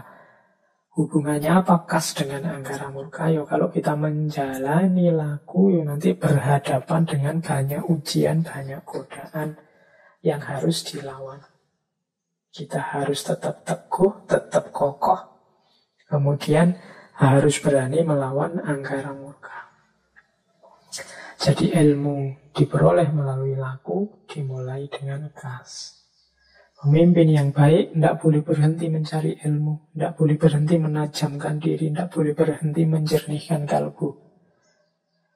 Kalau ada waktu luang seorang pemimpin, silahkan menyepi sebentar, menjauh sebentar, melakukan muhasabah, melakukan tafakkur, melakukan tirakat, untuk nanti kembali lagi ke tengah masyarakat dengan lebih jernih, dengan lebih manfaat, dengan kualitas diri yang sudah naik. Oke, terus jadi jangan lupa ilmu. Kalau yang pertama tadi jangan lupa tirakat. Terus ini saya ambil juga satu bait dari Sinom. Salahnya sendiri yang tidak mengerti. Paugeran hidup itu demikian seyogyanya. Hidup dengan 3 perkara. Wiryo, arto, winasis. Wiryo atau keluhuran, arto atau kemakmuran, winasis atau ilmu pengetahuan. Bila tak satu pun dapat diraih dari ketiga perkara itu, habislah harga diri manusia. Lebih berharga daun jati kering. Akhirnya mendapatlah derita, jadi pengemis dan terluka. Di bait ini kita diberitahu kewajarannya orang hidup. Harga yang harus dimiliki oleh orang yang hidup. Hidup itu membutuhkan 3 hal, yaitu wiryo, arto, dan winasis. Wiryo itu keluhuran, kadang juga diartikan kekuatan atau kekuasaan. Arto itu, orang Jawa kan arto itu uang, tapi maksudnya kemakmuran. Kemudian winasis. Winasis itu kecerdasan atau ilmu pengetahuan. Orang hidup itu butuh keluhuran, butuh kemakmuran, butuh ilmu pengetahuan. Kalau bisa kita punya 3-tiganya. Kalau tidak bisa ya paling tidak 1 lah. Kalau tidak punya semua, habislah harga diri manusia, katanya Mangkunagara. Lebih berharga daun jati yang kering. Nah, ini tugas kita sekarang untuk refleksi. Kita sudah punya modal apa? Modal keluhuran, modal kemakmuran, atau modal pengetahuan. Salah satu harus punya. Kalau salah satu punya, bisa dipakai untuk mengejar 2 yang lain. Syukur-syukur 3-tiganya sudah punya. Kalau sudah punya keluhuran, insya Allah dengan keluhuran itu kita mudah mendapat ilmu pengetahuan, juga mudah untuk mewujudkan kemakmuran. Kalau kita sudah punya kemakmuran, insya Allah untuk menuju keluhuran atau mencari ilmu pengetahuan juga fasilitasnya ada. Kalau kita punya ilmu pengetahuan, ya tentunya keluhuran bisa dicapai, kemakmuran juga bisa dicapai. Tiga-tiganya penting. Kita harus punya setidaknya salah satunya. Kalau tidak punya tiga-tiganya sekaligus, yo mari berusaha biar punya. Paling tidak kalau ilmu kan sekarang mudah didapat. Hari ini era medsos, era banjir informasi. Kalau sekedar nambah wawasan kan banyak di mana-mana. Biar jadi manusia yang ada harganya. Kalau tiga-tiganya tidak ada, tiga-tiganya kita kosong, ya habislah harga diri manusia. Itu kalimat dari Kanjeng Gusti Pangeran Adipati Aryo Mangkunegoro. Terus, jadi tirakat, kemudian ilmu, kemudian modal hidup. Apakah itu keluhuran, apakah itu kemakmuran, ataukah ilmu pengetahuan. Ini yang harus dimiliki oleh seorang pemimpin. Ya, terus ini nasihat untuk anak-anak muda, calon pemimpin. Cara mencari ilmu. Di zaman nanti, anak muda bila mendapat petunjuk nyata, tidak pernah dijalani. Hanya menuruti kehendaknya. Kakeknya akan diajari dengan mengandalkan gurunya yang dianggap pandito negoro yang pandai serta sudah menguasai makrifat. Jadi ini kalimatnya di zaman nanti, jangan-jangan zaman kita sekarang. Katanya Mangkunegoro, besok itu zaman nanti, anak muda itu kalau dia dapat petunjuk, menemukan informasi, dapat ilmu, dapat wawasan baru, tidak pernah dijalani. Nyari kehendaknya saja, nyari enaknya saja, nyari senengnya saja. Informasi keilmuan, wawasannya sih banyak macam-macam. Wong dia dapat petunjuk dari mana-mana, bahkan dari HP-nya juga bisa, dari laptopnya juga bisa. Mungkin seperti itu ilustrasinya. Tapi tidak ada yang dijalani. Semuanya berhenti di pengetahuan. Sekedar tahu. Padahal tadi ilmu itu kelakone ganti laku. Ilmu itu nyampe level hakul yakin kalau dijalankan, tidak sekedar diketahui. Hakul yakin itu ilmu yang kita alami langsung. Ini ilmu yang menurut Imam Ghazali, ilmu yang derajatnya paling tinggi. Nah, sementara banyak anak muda nanti itu wawasannya luas tapi tidak ada yang dilakoni. Berarti ilmunya ilmu level-level awal semua. Hidupnya hanya menuruti kehendaknya. Itu kalimat selanjutnya unik. Kakeknya akan diajari. Jadi kalau pulang ke rumah merasa sudah pintar, kakeknya diajari, dianggapnya kakeknya, orang tuanya itu tidak ngerti apa-apa, tidak pernah kuliah, tidak pernah baca buku. Dengan mengandalkan gurunya yang dianggap pandito negoro yang pandai, serta sudah menguasai ma'rifat. Kadang-kadang dia punya guru, punya ustadz idola, punya apalagi panutan, punya dosen favorit dan macam-macam. Ini yang lebih diunggul-unggulkan dibandingkan orang tuanya, dibandingkan kakeknya. Dianggap orang-orang ini lebih utama, dianggap menguasai ma'rifat kalau pakai kalimat itu. Ini kan Widotomo ini menasehati putra-putrinya. Mungkin beliau melihat banyak anak-anak muda di antara keluarga putra-putrinya yang belajar ilmu itu merasa pinter, merasa sombong sama orang tuanya, menganggap yang tua itu lebih bodoh, mungkin karena tidak pernah sekolah, tidak tinggi pendidikannya seperti dia, tidak seperti guru-gurunya, tidak seperti para pendeta yang tidak seperti para, di situ kan kalimatnya pendeta, tidak seperti ustadz-ustadz yang dia idolakan, dosen-dosen yang dia favoritkan, mungkin begitu. Dan ini menggelisahkan bagi seorang Mangkunegara.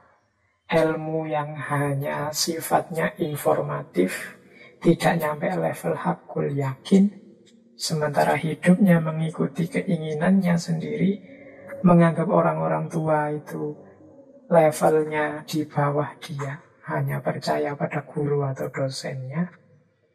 Maka yang seperti ini susah diberi masukan oleh yang tua-tua. Padahal pemimpin itu butuh menerima nasihat, butuh belajar dari sejarah sebelumnya, butuh belajar dari yang sudah mengalami langsung. Ya orang-orang tua itu kan yang mengalami hidup secara langsung. Kalau yang masih muda hanya ngerti teorinya dari buku-buku. Jadi bait ini mengajarkan, wahai anak-anak muda, calon pemimpin, kalau punya ilmu, ya jadikan bekal ilmu itu untuk meningkatkan kualitas hidupmu. Tidak sekedar diingat, dihafalkan. Sementara hidupmu sendiri, kamu atur dengan nafsumu, hasratmu untuk menang sendiri.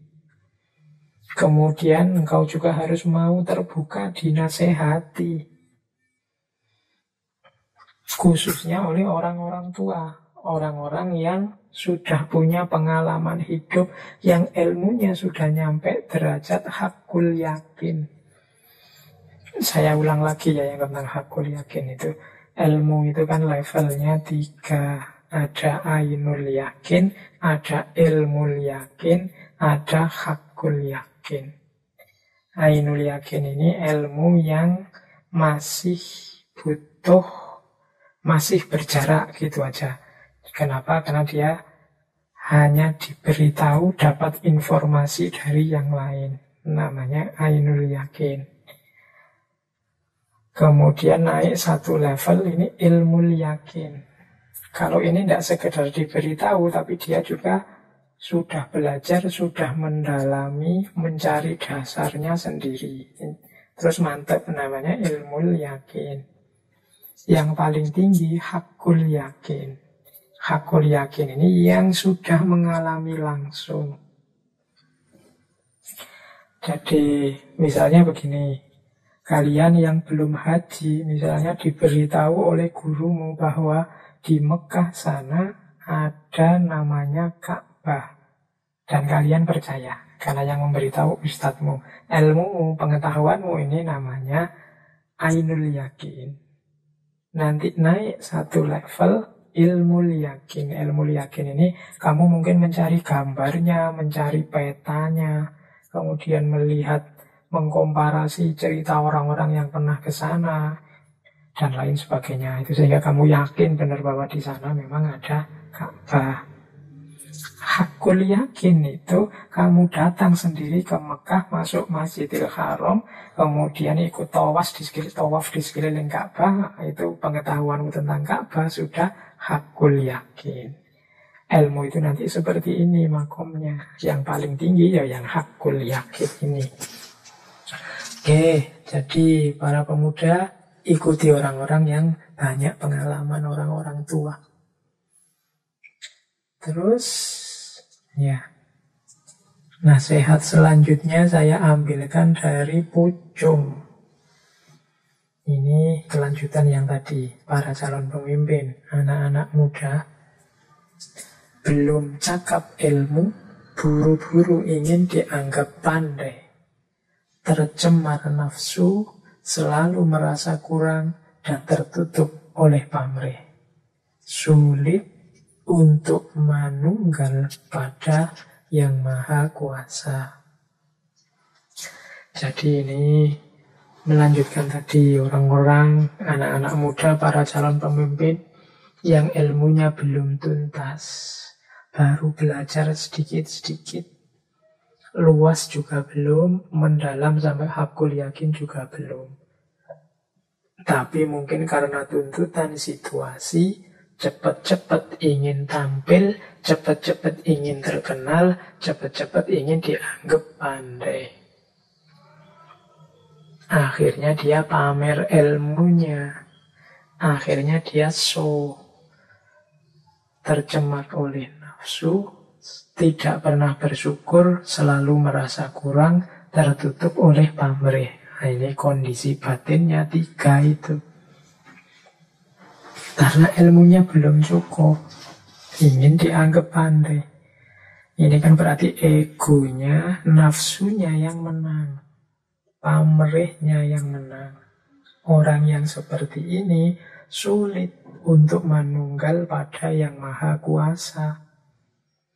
Orang seperti ini ya sulit untuk mendalam sampai ke level hakul yakin tadi. Karena dia kesusu ingin dianggap pandai. Hidupnya tercemar oleh nafsu, tertutup oleh pamrih. Ini orang semacam ini harus hati-hati.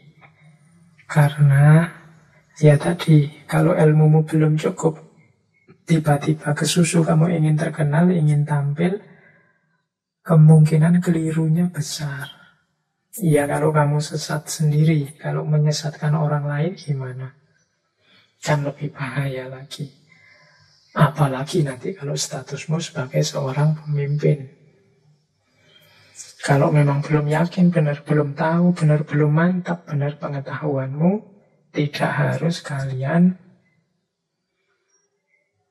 ingin tampil segera, ingin terkenal segera, ingin dianggap besar, dianggap penting segera. Bentuklah dulu dirimu, matangkan dulu dirimu. Biar engkau sendiri utama dan juga membuat orang lain tertuntun ke jalan yang utama. Kemudian, ya ini yang terakhir ini dari Wedotomo ini menunjukkan cirinya. Orang-orang yang seperti tadi itu antara lain cirinya ilmunya sebatas mulut. Kata-katanya digaib-gaibkan. Dibantah sedikit saja tidak mau. Mata membelalak, alisnya menjadi satu. Bukankah yang seperti itu pandito palsu, anakku? Nah, ini saya ambil, kalau ini saya ambil dari Kinanti. Jadi orang-orang yang belum matang tadi, kalau tampil, ya ilmunya karena belum nyampe hakul yakin, hanya sebatas mulut. Menasihati orang, tapi dia sendiri belum dalam, belum menjalankan. Kata-katanya digaib-gaibkan. Ini kata-kata digaib-gaibkan itu ya, kata-katanya sok, apa kalau hari ini, sok spiritual. Ingin orang mengesankan bahwa dia dekat dengan Tuhan. Ingin orang terkesan bahwa dia ini masih muda, tapi ilmunya dalam sekali. Nah, itu mungkin maksudnya kata-katanya digaib-gaibkan.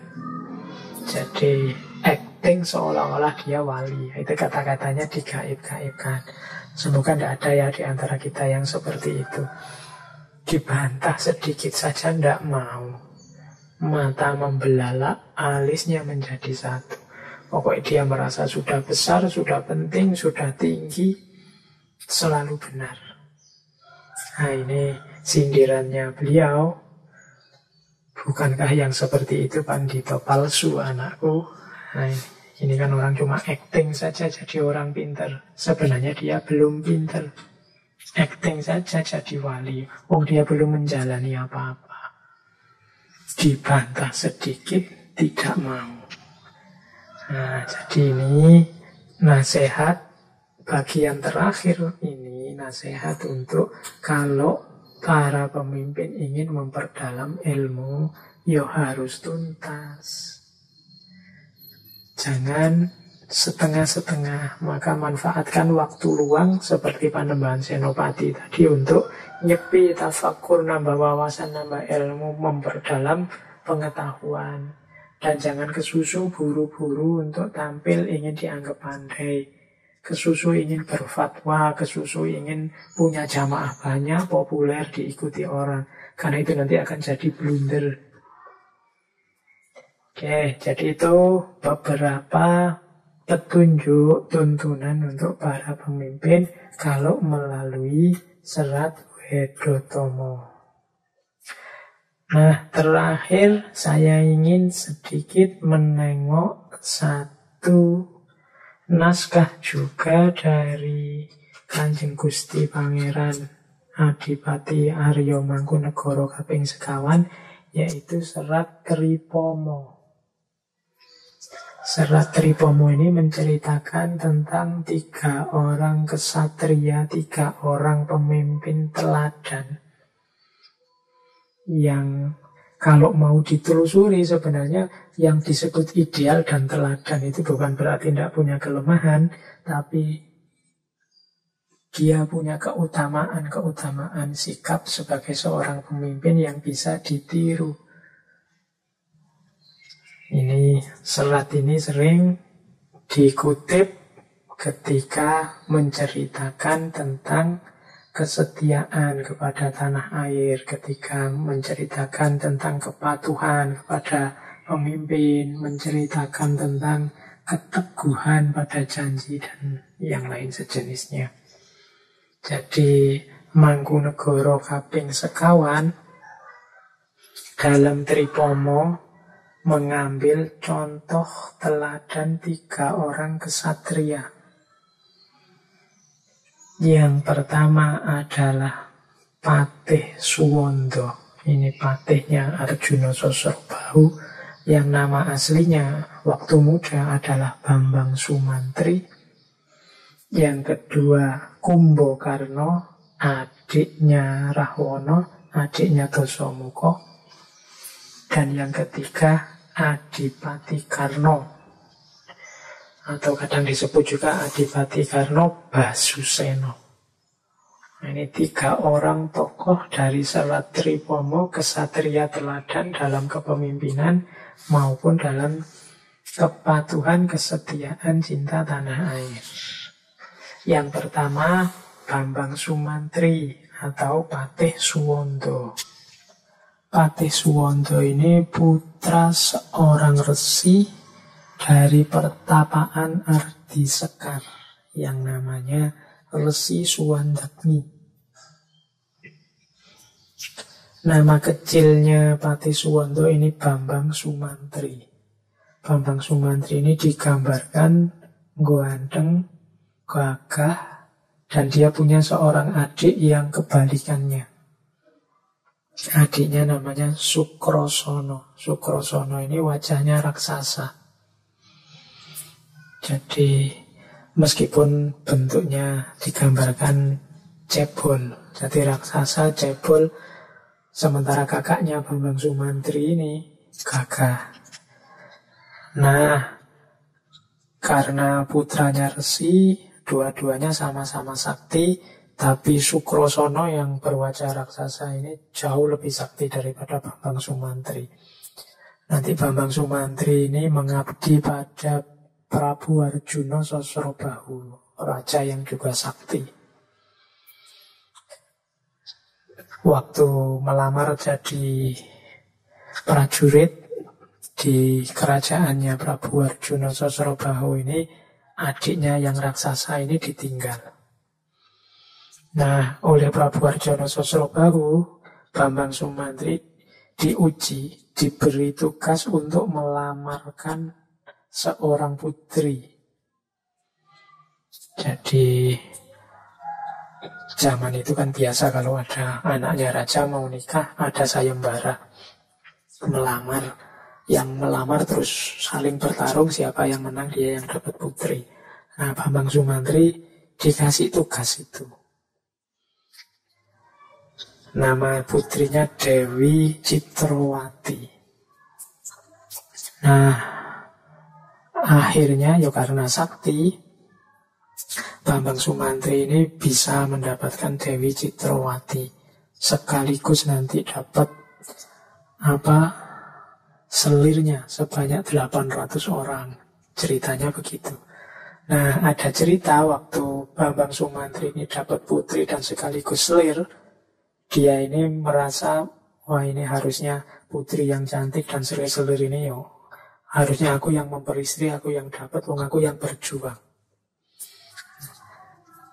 Aku kan sakti, bisa mengalahkan semuanya. Nah, karena pamrih inilah nanti waktu dia menghadap Prabu Arjuna Sosrobahu, dia terus nantang perang. Tapi begitu ditantang perang dan bertarung, Bambang Sumantri ini kalah sakti sama Prabu Arjuna Sosrobahu. Karena dia melakukan sedikit kesalahan tadi, membantah rajanya, bahkan ingin memiliki permaisurinya, dia dihukum untuk memindahkan sebuah taman, namanya Taman Sriwedari, dari atas gunung untuk dibawa ke bawah ke istana. Wah, mau tidak mau Bambang Sumantri harus menyanggupi.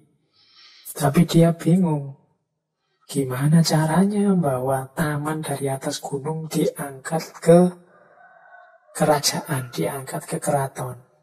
Nah, saat Bambang Sumantri ini bingung, datanglah adiknya Sukrosono. Sukrosono yang sangat cinta pada kakaknya, pas ditinggal kakaknya dia mencari-cari.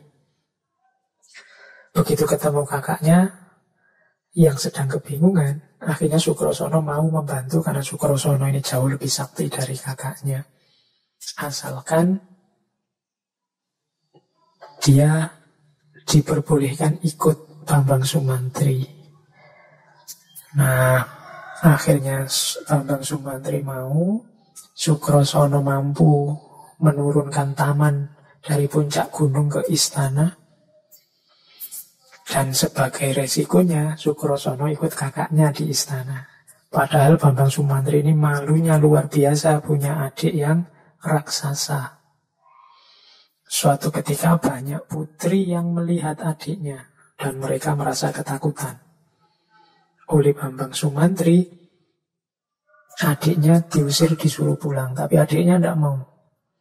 Diancamlah dengan panah, terjadilah tragedi, panahnya lepas dan kemudian menewaskan adiknya Sukrosono. Dan adiknya nanti bilang bahwa dia akan kembali semacam membalas dendam pada kakaknya lewat orang yang juga punya fisik raksasa.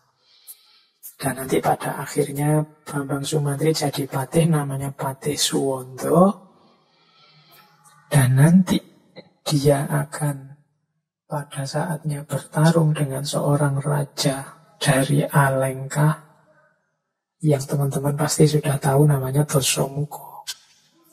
Ketika Dasamuka atau Rahwana ini ingin merebut istrinya Prabu Arjuna Sosrobahu tadi, Dewi Citrawati, yang dianggap titisannya bidadari. Dan nanti Prabu Suwonto akhirnya tewas di tangannya Rahwana, yang ada cerita bahwa saat itu adiknya Sukrosono menitis pada senjatanya Rahwana, masuk ke dalam senjatanya Rahwana. Oke, itu cerita yang ada di serat Tripomo. Yang tertarik teman-teman silahkanlah menjelajah kisah wayang-wayang lama. Dalam cerita Patih Suwondo atau Bambang Sumantri ini ada kesetiaan seorang patih kepada rajanya.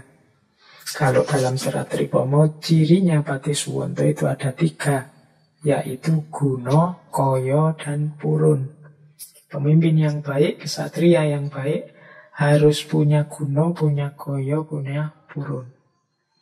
Guno itu, ya kalau letter luck namanya manfaat. Dia punya keterampilan, dia punya kesaktian, dia punya kemampuan. Kemudian Koyo, dia juga punya modal, punya harta. Kemudian Purun, dia punya kemauan keras. Cirinya pemimpin 3 itu, Guno, Koyo, Purun. Tokoh kedua adalah Kumbakarna.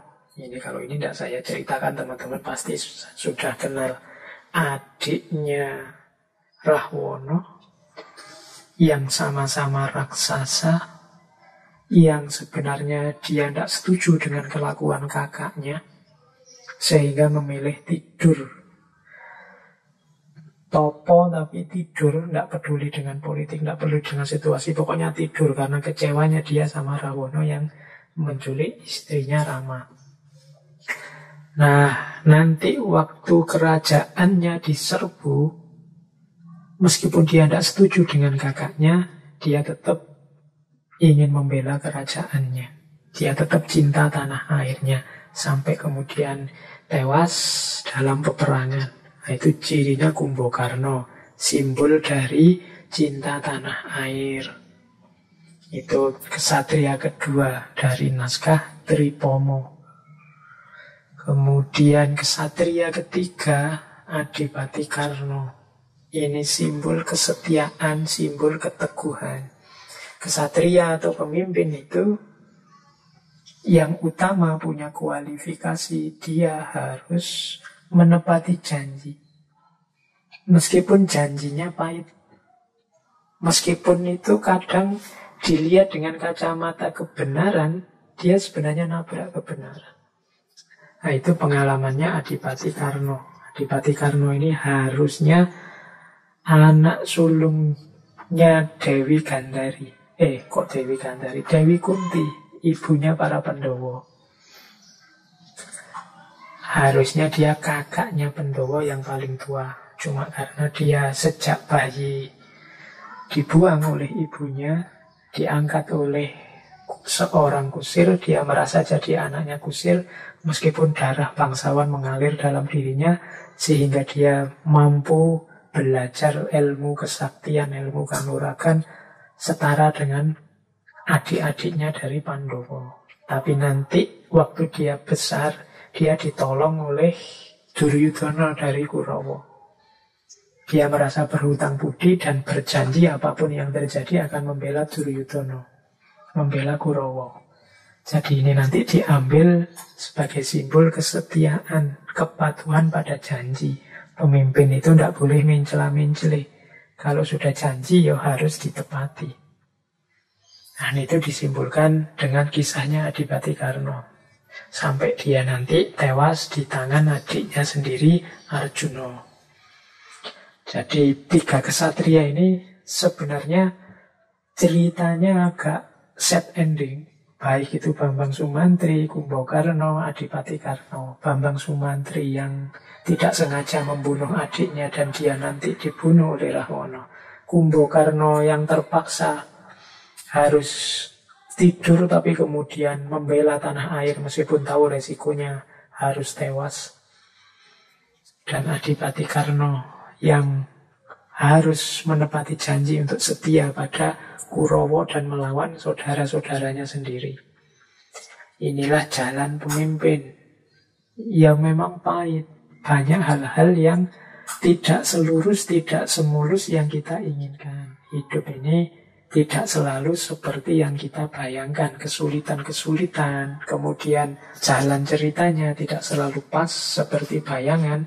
Tapi tetap seorang kesatria, seorang pemimpin akan dianggap utama kalau dia menetapi jalan keutamaan. Seperti Adipati Karna tadi, ya dia tetap dikenal sebagai seorang kesatria yang setia dan menepati janji. Atau Kumbakarna meskipun perang di pihak kakaknya yang angkara murka, dia tetap dianggap tokoh yang utama karena cintanya pada tanah air. Atau Bambang Sumantri yang patuh pada rajanya, patuh pada pemimpinnya, meskipun mengorbankan banyak hal. Nah, ini serat Tripomo ini serat yang diangkat oleh Kanjeng Gusti Pangeran Adipati Arya Mangkunegara tentang 3 kesatria teladan, 3 kesatria utama. Baik teman-teman, saya kira sudah sampai kita pada waktu yang sudah kita sepakati bersama, yaitu kurang lebih sekitar 2 jam saya sudah bicara.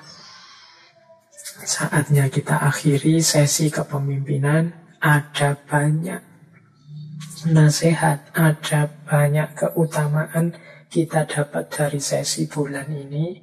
Mungkin tidak dekat dalam arti bisa segera kita jalankan, tapi tema-tema dan isi nasihat di sesi bulan ini semoga bisa tetap kita simpan, yang pada saatnya mungkin kalau teman-teman nanti terjun ke medan hidupnya masing-masing, banyak hikmah yang bisa diambil, banyak pedoman yang bisa dipakai. baik untuk diri sendiri maupun untuk anak cucu kita besok.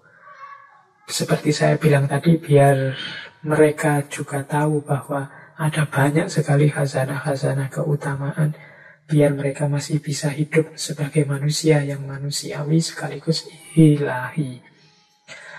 Oke, kurang lebihnya mohon maaf. Insya Allah kita ketemu lagi bulan depan di tema yang berbeda.